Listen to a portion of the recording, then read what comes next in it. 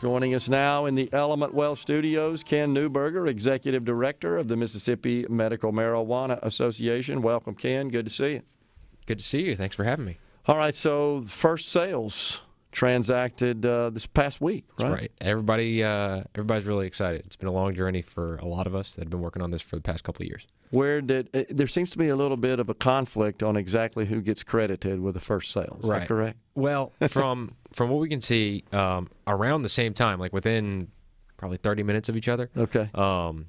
In Brookhaven and in Oxford, the first sales were happening. Okay. Yeah. How is it going with respect to patients getting their certification, their cards, their necessary credentials to purchase medical marijuana? Well, it's been pretty smooth over the past 3 months. So in early October, we had 300 patients, and now we have almost 1,900. So it's been a smooth uptick over the past couple months. But the physicians that I've been talking to who have been really big supporters of this for a long time, they said that the past 48 hours have just been crazy how much people are calling them, going online to set up appointments to see them. Yeah, because there's only a few doctors in the state. I think about 100 100 or so who can actually write the certifications, and that's a mix of physicians, nurse practitioners, PAs that can actually write these scripts. Yeah, in accordance with the law. The law specifies who can be authorized to certify patients, and then the various conditions to receive a card, the ailments, etc. So it looks like maybe because that we're selling now, that retail business is open, that the interest is gaining, that perhaps people put it off until then? That's right. Two things are the case there. If you look in other states, they also saw a larger uptick once product was made available. Okay. But also, the way that the card works is it's only valid once you get your certification. And if you'd gotten that 3 months ago, then that's 3 months of time that your card is valid, and you have a 12-month window to use it. So you're effectively having to go out, pay for a doctor's visit, and then only get 75% of what you would otherwise be able to use. Well, that certainly would explain why the kind of sudden uptick in interest and folks looking to get their cards. But, of course, that's sort of a one-time scenario. Right, and it's exciting. I mean, there are a lot of people who kind of forgot about medical marijuana after 2020. Yeah, I think that's big right. Supporters that once it got overturned by the Supreme Court in 2021, they kind of lost hope. But now that they're seeing the stories saying, hey, sales are starting, they're starting to look at the actual program and say, oh, I do have the faith now that it's actually happening. Because it is. Yeah, I think that's probably true. So there's some limitations on advertising and promotion for the various participants in the supply chain in the industry. And of course, the main ones would likely be the retailers. That's right. The treatment centers. Is that what we call them in our bill, or are they dispensaries? They're dispensaries. Okay. In the Initiative 65 bill, that was where we called them medical marijuana treatment centers. Okay. But they're dispensaries under the current bill. Okay. So they're limited somewhat where they can advertise, right? That's where right. they can promote. That's right. Can't do big billboards anywhere. In fact, what you can and can't advertise is restricted. I mean, you can't make false statements about how it's going to cure everything for you or anything. In the current regulations, you can advertise products. There's some proposed that run contradictory to that. There's some cleanup language in the bill that specifies, look, we've made this illegal in Mississippi, so dispensaries need to be able to communicate appropriately with patients and prospective patients. Here are the products you can expect. Here's what they look like. Here's how you can use them. So we're moving in a place where a very factual and educational style online presence for dispensaries will be permitted. Okay. Remind us again where we settled in the final bill with respect to amount that a patient could purchase. So you can have a maximum of 3 ounces per month. Those are divided up into what we call Mississippi Medical Cannabis Equivalency Units. Okay. It's a very fancy long-term MMCEU, which means you can buy effectively 24 units that add up to 3 ounces of flour per month. Okay. And then there are equivalencies for extracts and edibles and tinctures. Those are all certain equivalency units that work, so that way you're not buying too much. Okay.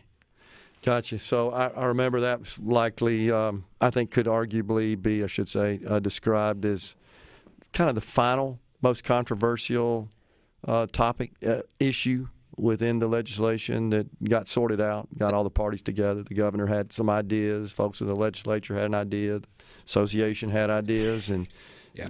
I think it's fair to say we had a compromise. We achieved a compromise. That's right. Initiative 65 had 5 ounces a month, and initially they thought, let's go down to 4, then 3.5, and finally 3. Yeah. Which is a little lower than our surrounding states. But if you look at medical programs throughout the history of medical marijuana in the United States, we're about in the middle, maybe a little on the lower end of how much you can get, but that middle area. All right. So now that much of the industry is in production, if you think about the various elements of the supply chain, and now we've got the retail, which was obviously going to be the final, and now that's in place. They're in business. They're actively selling. Anything that comes to mind that you've heard from these operators that we need to tune or tweak in the law? Well, I know that everybody's focused on the patient count. Okay. Like I said, we're a little under 2,000 patients, about 1,900 or so. And while that is low and we're seeing more people go to actually get their card, there are some administrative problems. Like if you were to go get a card today, if you don't finish up all of your applications with the Department of Health within 60 days, you have to revisit a doctor and get another certification. Okay. So that is looking to be extended to 180 days in the new bill that is proposed this year. You also are required to have certain tests done that may or may not actually impact your ability to get a card. So removing those and just leaving that up to the discretion of the doctor, whether those are called. Those need to be fixed, and I think they will be fixed. Okay.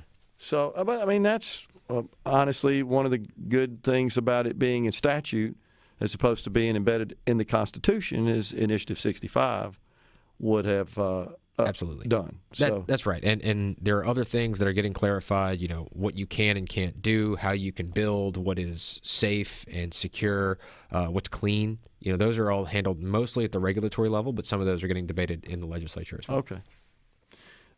Other states taking a look at what's happening here in Mississippi is where, I guess, the newcomer to this world? Actually, they're all pretty much in awe of how quickly we did this. Okay. Most states look at our law and say this was passed in 2022 on February 2nd. Yeah. And less than a year later, we're seeing our first sale. I think that's the fastest turnaround of any state with the exception of Oklahoma, where they have a very unregulated and I would say bad market. Yeah. It's flooded with too many bad actors. But with that exception, we were the fastest and probably the cleanest as well. Okay. Well, I think it's fair to say as well that we did have the benefit of seeing what worked and what didn't work in many of the other states that prior to us enacted medical marijuana programs. That's right. I know that Dr. Dobbs, when he was head of the Department of Health, he relied heavily on calling other states and saying what worked there, what didn't work there. No need to reinvent the wheel. That's right. Being 37th is, a lot of people are glad that it's not 50th. Yeah. And it's also a good bit behind a lot of states that got it wrong. Yeah. So same exact thing happened. I got to tell you with the lottery. I serve on the board there, right. and I used to tell people, well, if you're a fan of the lottery, the bad news is we're the 45th state. The good news is we got 44 others to review. That's right. And examine when we create our program. That's right. So that's just a part of the reality of being slow, getting it done. And our rollout was not without a couple hiccups along the way, but it was still because we were able to look at what other states did and failed. Yeah. Unlike their hiccups that cost them an extra year or 2 years. You got to avoid those sometimes. pitfalls. Right. We were able to do it in less than a year. Yeah, that's always the case. We just missed on the time. That's the same thing I would tell about a lottery. So we just have past time that we can't go back and reclaim, but we can make sure we get a good program in place. Have you had any conversations with members of the legislature? Or they've been checking in with you, seeing how it's going? Yes, and I think in the past month, partially because they're in session, but also because it's just exciting. I've had more and more legislators reach out to me and my team and say, hey, I want to come see a dispensary. I want to come see a grow facility. I want to know what it looks like on the inside. Yeah. Because we can show them pictures, we can describe it, but there's nothing like personal experience. Well, I know that your organization had some estimates. You created some estimates on what you thought sales would be.